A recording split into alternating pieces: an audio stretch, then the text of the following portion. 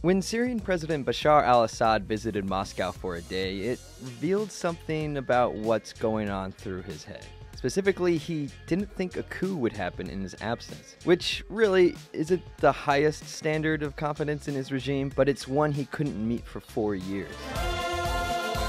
Assad hasn't been out of Syria, at least not publicly, since his country started falling apart in 2011. Some, like analysts at the Soufan Group, saw him not leaving Syria as a way to prevent an assassination or coup. If you're out of the country, both of those are harder. But Assad's trip to Moscow, although discreet, shows that he's confident neither will happen now. So why didn't a coup happen?